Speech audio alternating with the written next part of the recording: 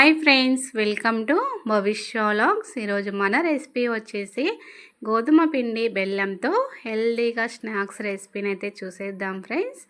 ఇలా కనుక బిస్కెట్లు చేసి పెట్టారనుకో పిల్లలు పెద్దలు ప్రతి ఒక్కరూ కూడా చాలా ఇష్టంగా తింటారు. ఇవి కరకరలాడుతూ చాలా బాగుంటాయి ఫ్రెండ్స్. ఒక్కసారి తిన్నారనుకో ఇంకా తినాలనిపిస్తుంది, అంత టేస్టీగా ఉంటాయి. మనం ఇక్కడ గోధుమ పిండి బెల్లంతో చేస్తున్నాం కాబట్టి పిల్లలకు కూడా మంచిది. ఎన్నో వందలు ఖర్చు పెట్టి బేకరీలో స్వీట్స్ స్నాక్స్ కొనే బదులు ఇలా ఇంట్లోనే ఈజీగా చేసి పెట్టండి. పిల్లలు కూడా చాలా ఇష్టంగా తింటారు. ఒక్కసారి చేసి పెట్టుకున్నాం అనుకో మనకి ఇవి ఎక్కువ రోజులే నిల్వ ఉంటాయి. ఇంకెందుకు ఆలస్యం ఫ్రెండ్స్, ఎలా చేయాలో చూసేద్దామా. ముందుగా మన ఛానల్కి ఒక లైక్ చేసి వీడియోలోకి వెళ్ళిపోదాము.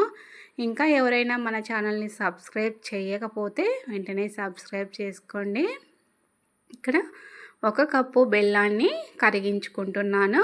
కప్పు బెల్లంలో 1/2 కప్పు వాటర్ వేసుకొని బెల్లం పూర్తిగా కరిగేంత వరకు కరిగించుకోవాలి. ఇక్కడ 2 కప్పుల గోధుమ పిండి తీసుకున్నాను.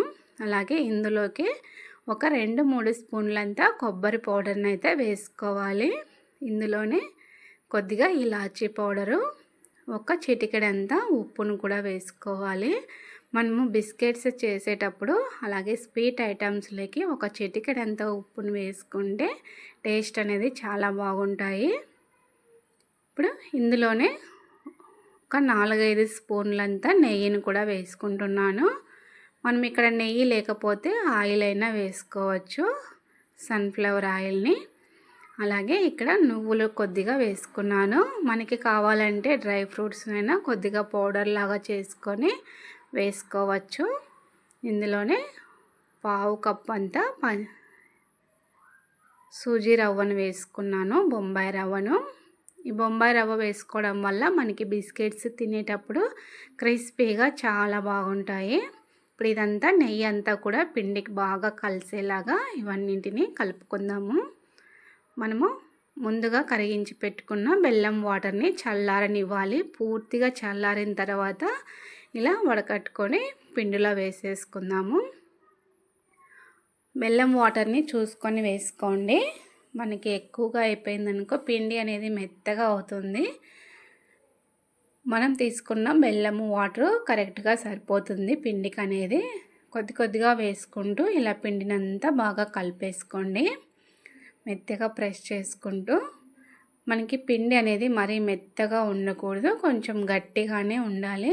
చూసారు కదా, ఇలా వీడియోలో చూపించినట్లుగా ఉంటే సరిపోతుంది. ఇప్పుడు దీన్ని ఒక 15 నిమిషాలు నానబెట్టుకుందాము. పిండి మనకి నానేంత వరకు. ఇప్పుడు 15 నిమిషాల తర్వాత తీసి మళ్ళీ ఇంకొకసారి ఇలా అంతా బాగా కలిపేసుకోవాలి. చాలా ఈజీగా చేయొచ్చు ఫ్రెండ్స్. టేస్ట్ కూడా చాలా బాగుంటాయి. తప్పకుండా ఒకసారి ట్రై చేయండి. ఎలా వచ్చిందో మళ్ళీ నాకు కామెంట్ చేయండి ఫ్రెండ్స్. ఇప్పుడు మనం కలుపుకున్న పిండిని 2 పార్ట్స్గా తీసుకుందాము. ఇలా చిన్న చిన్న రోల్స్గా చుట్టేసుకున్నాను. ఇప్పుడు మనకి ఒక షేప్ వచ్చేలాగా బిస్కెట్స్ లాగా కట్ చేసుకోవాలి. ఇప్పుడు దీన్ని మనకి కావలసిన షేప్లో కట్ చేసుకోవచ్చు. ఇప్పుడు పిండిని ఇలా ఈ మందంగా ఉండేలాగా కట్ చేసుకోవాలి.